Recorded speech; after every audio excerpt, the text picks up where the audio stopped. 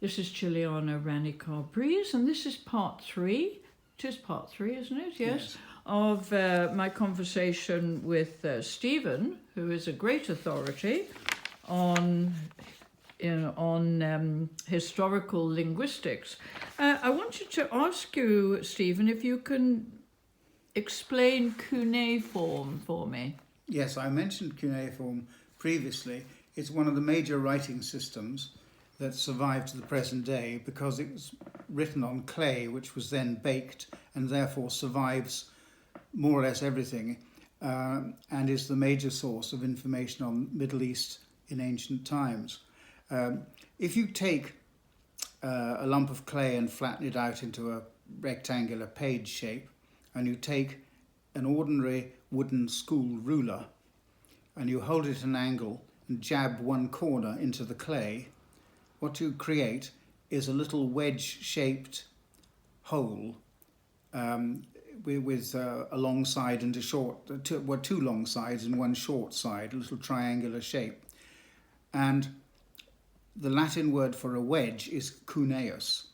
And the system of writing started off as actual pictures scratched out and then soon developed for speed purposes into a series of individual jabbed images of... By who? By the scribes of Mesopotamia, Sumerian in particular.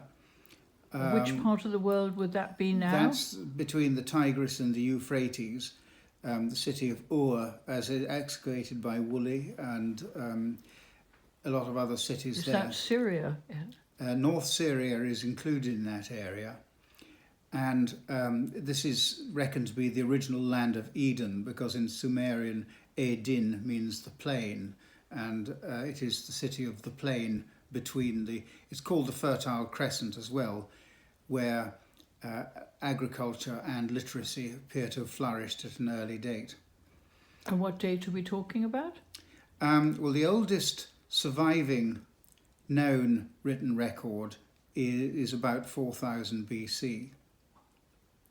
And the texts are on every subject you can imagine. Many people have heard of the Epic of Gilgamesh, which is written in that script.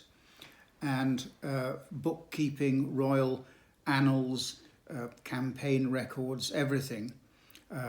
Sheep sales, and how much per sheep to who, and all that sort of thing, which is how we know so much about that ancient culture. And the script was simplified as time went by, became conventionalized, and was picked up and adapted for adjoining languages as well. The Semitic Babylonians came along, settled there. A people called the Hurrians, whose language appears to have no relatives. Elamite, which is another.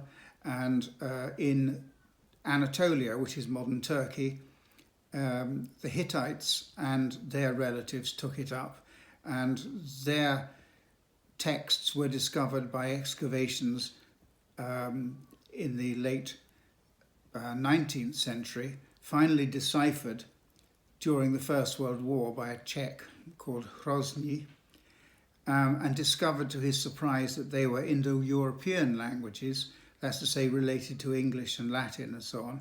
And one of the key words he recognised was the word for water, which is watar in Hittite. Gosh. And then interrogative words like quis for who and quid for what, the same as in Latin.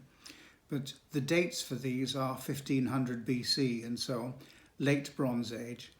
And we know that they were there for several centuries already because they're named in other people's records.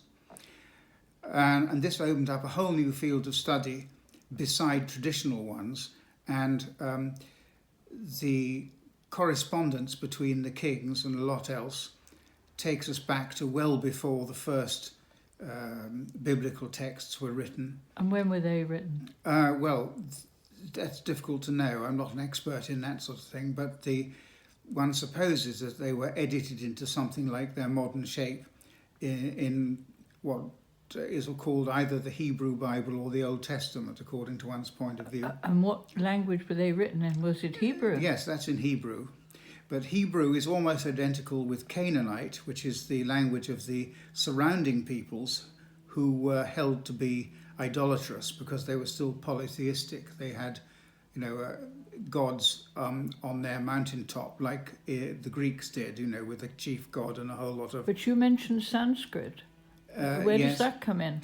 That comes from India, and the people who brought the language into India in an earlier form came from what is now Iran, and the same people had also spread the other way and gone into Mesopotamia and further south, and they appear in the Cuneiform records. And so it's curious to find that the mayor of Jerusalem at the time of King Akhenaton, the so-called heretic Pharaoh, who was just before the time of Tutankhamun, has an Indian name, based on the name of Indra, the chief god. What's his name? There's an Indaruta there, and various other names and terminology. And they also brought charioteering in, and there's lots of terminology to do with horses and chariots that came into that area. But and Sanskrit... you surprised me that the name Necho is the name of a pharaoh. There is a pharaoh called Necho. I'm fascinated because my cat is called Necho. Yes, I know, but for different reasons, I think. But Pharaoh, yes, a late pharaoh, from as far as I can recall, there had been many dynasties before him. Don't forget that we have 33 centuries of Egyptian writing up to the time of Christ. And I think he's very, very late on, in times of Greek contact. I'll have to Google him. But the interesting thing is that the Hittites and their cuneiform records were in contact with the Greeks who went to Troy, but a couple of hundred years before the Trojan War. And there are texts from Greece written in another picture script called Linear B. And what date would that be? Similar date, 1400 BC up to 1200 BC.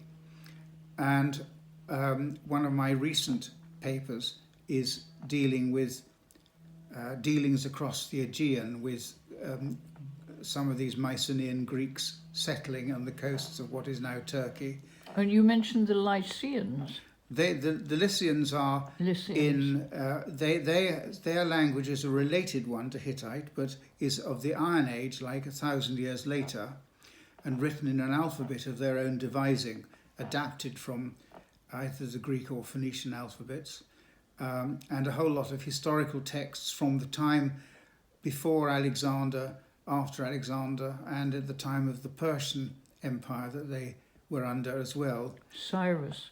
Yes, and you find many of the names of the Persians and the Greeks in Lycian script and spelling. Can you read Lycian script? Yes. Wow.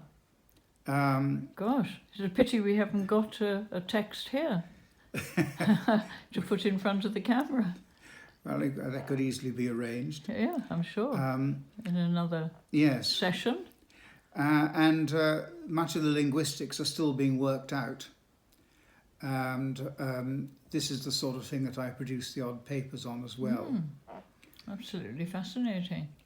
Focusing on the Aegean, you might say, my interests focus around the Aegean Sea particularly, both coasts. Have you been to Greece? I've been to Crete. Okay. Which was interesting. Yeah. And did you do any research there?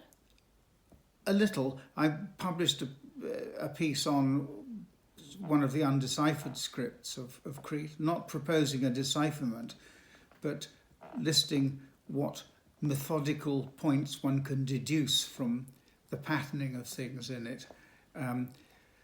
But I don't propose to actually venture any dubious decipherments of anything. Okay, well, thank you very much, Stephen, and we'll continue in part 4 at another time. Thank you. Okay, thank you.